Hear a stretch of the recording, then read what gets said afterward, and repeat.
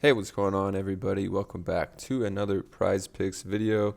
Today for Wednesday, February 15th. And if you didn't watch my video yesterday, did pretty well with our picks. We managed to hit on all of them except for Paolo Banchero, who only got us one rebound, which was wild, in 32 minutes. So that one didn't hit. If you want to see the other ones from that video, I can't quite remember all of them, but you could check that video out on the channel. For this one, I'm going to give you guys a ton of picks because I also did put out a video on the top 3 ways to increase your odds at winning on Prizepicks. And you can check that video out, but also tell you one of the points here. One of the points is to play a 5 or 6 leg parlay. You get the best implied odds on Prizepicks.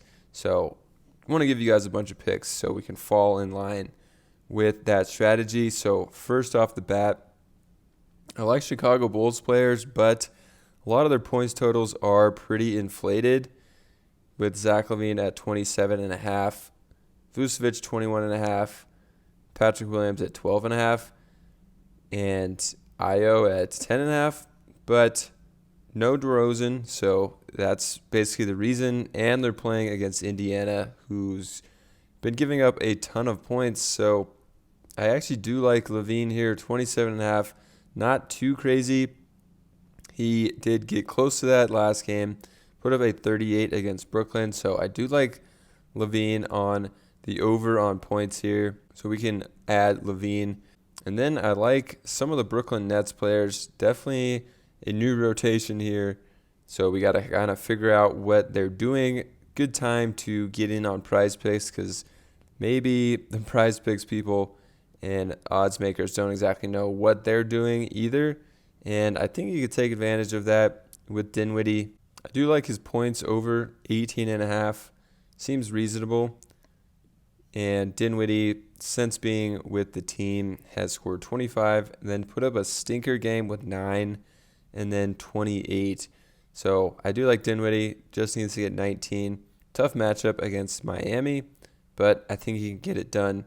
He's going to have a ton of opportunities on this team to score the ball, and with the team should be averaging well over 20 points per game when it's all said and done in this second half of the season. So I think we're getting a pretty good deal here at 18.5 to start with, while he's just getting acclimated with the Nets and they're trying to figure out what to place his props at. The next one, I like another Brooklyn Nets players, and this is Mikal Bridges. I actually like his rebound total at 4 rebounds.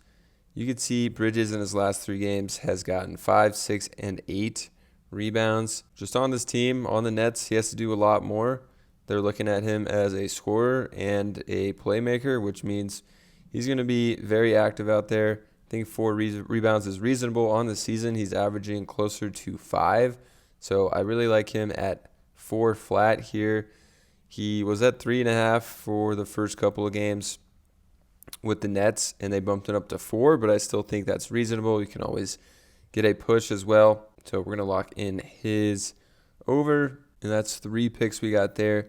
So then I don't take many unders because people hate taking unders, but Zach Collins here, 14.5 points is his total here. We can look, he hit a 29 against Detroit, which was pretty wild, but then a 9 and 11. Hasn't had many games over 15 points or more.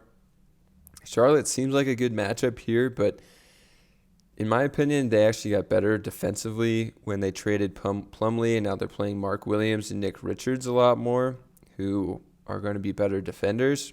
And it's actually a fairly tough matchup, so I don't see him getting 15. And that 29-point game, he also didn't play with Keldon Johnson in that one, who takes a ton of shots. You can see his points total is at 24.5.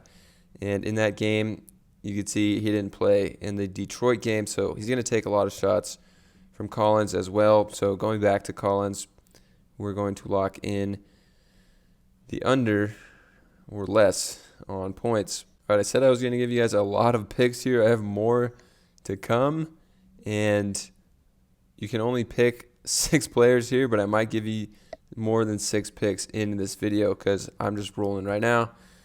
Brunson, 26.5. Jalen Brunson just gets on these insane streaks where he goes 30, 38, 40. And continuing here, another good matchup, but might face up against DeJounte Murray in this one. 26.5 is a lot.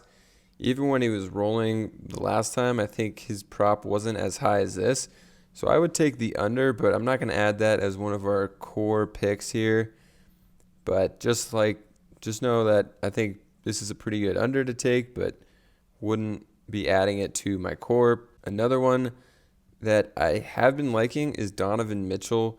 His rebounds and assists combined, it looks like they took it off this slate, but at 8.5, I do like the rebounds and assists, and it has disappeared. But you can take rebounds or assists, but I like taking the combination because sometimes he just goes, 6 assists, and then he basically would cover it, or he'll go 10 rebounds or 6 rebounds here.